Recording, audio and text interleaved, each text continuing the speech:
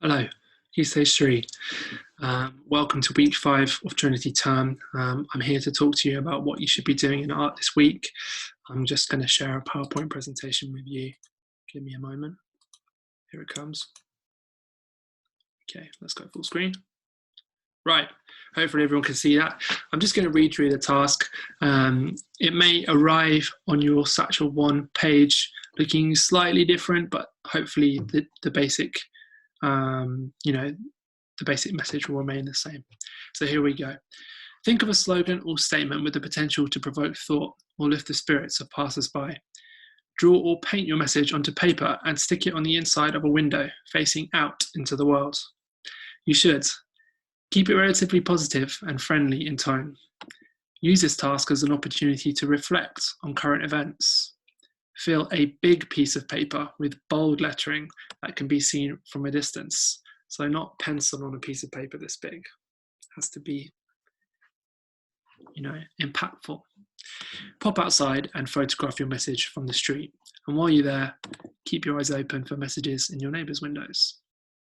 And this is a list of artists underneath here. Bob and Roberta Smith, Lawrence Weiner, John Baldessari and Barbara Kruger. And we'll have a look at them later to get the inspiration flowing. Let's begin by looking at some images that might get you thinking.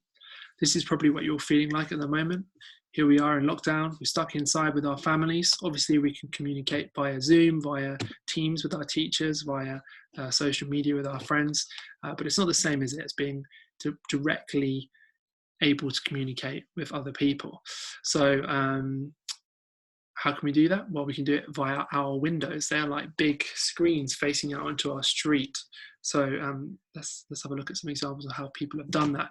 Lots of young children, primary age children, have been painting rainbows and sticking them in their windows, which is obviously very sweet, very cute, and quite uplifting as well to see these young people expressing a kind of an emotion that's quite adult, really, that idea of solidarity and sticking together.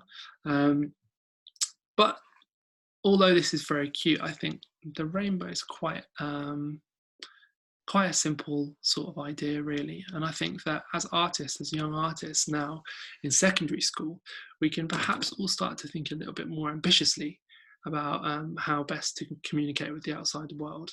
So if your first thought is rainbow, just shelve it and think for a little bit longer before you commit. For example, you might want to try doing some experiments with chalk. I've seen a lot of chalk drawing, chalk messages, chalk art on pavements since lockdown started. People trying to say things to passers-by without obviously being able to say them physically. Chalk's interesting because it erodes over time, and you can build it up and go over it. And also it exists normally in areas that fall between public and private space. The pavement outside your house is pretty much your space, but also it's a public right of way.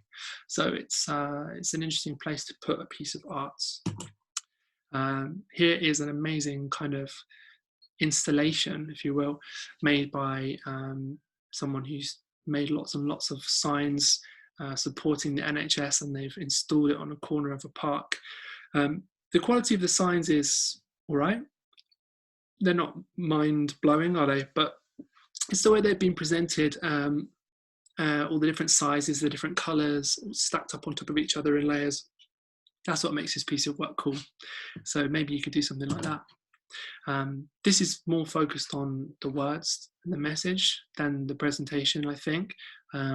Please believe these days will pass. It's a sort of a rallying cry, although it's also kind of appealing.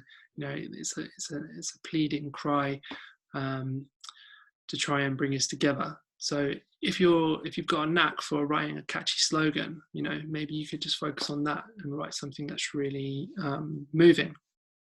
Maybe that could be the focus of your work. Some people have obviously been a bit more ambitious visually with what they've attempted to do. This is an NHS worker with a mask on the left, and on the right we have an NHS worker stood in front of a painting of some wings. So again, the message is quite simple. Let's support our NHS workers, but the way they've done it has been quite ambitious with like really big paintings. I'm not saying you have to do that, but it's just inspiring to see these examples, isn't it? Of course, some people have made things that are 3D, like there's this beach apparently on the coast here in the UK where lots and lots of people have been independently maintaining social distance to build these sculptures as a kind of way of coming together and doing something together at a community project. And you can see this one, this person has painted them in rainbow colours to support the NHS. Again, another public sculpture in a sort of an area that looks like maybe lots of people walk through it, and it's something designed to communicate with people that walk past, strangers, but people who are going through the same thing as the artist. This is a Banksy piece that's actually in a hospital now in London, and you can see immediately it's a bit more sophisticated. The message is very provocative and quite moving and powerful. It's an image of a child playing with an NHS worker doll, you know, and making us thinking about what makes someone a hero. So it's a really nice image. So those are just some things to inspire you, really. But remember, the basis of this task is making a piece of text art and putting it into our window. Now, what did I do? Well, I heard this phrase, Wuhan Jia Yu, being bandied around on the internet, and I didn't know what it meant, so I looked it up. And basically, what it means is, in Mandarin Chinese, it means add oil. A bit weird. But it more, less literally, it means keep that flame burning, don't give up, be strong, push harder. And it's the sort of thing that Chinese people say to each other when they want to encourage each other and they want to come together. Okay, I'm going to show you a little video clip now. Fingers crossed this works. I'm just going to share my YouTube window. There it is. Oh, how lovely. Okay.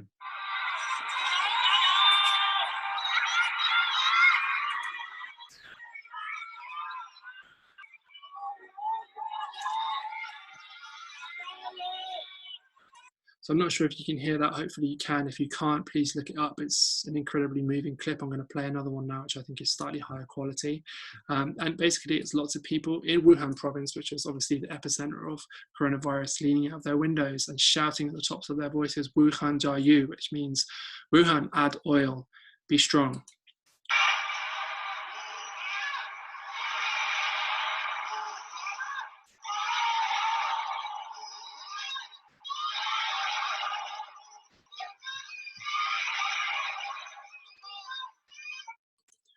Pretty moving video and incredible to see so many people coming together at a moment of real difficulty.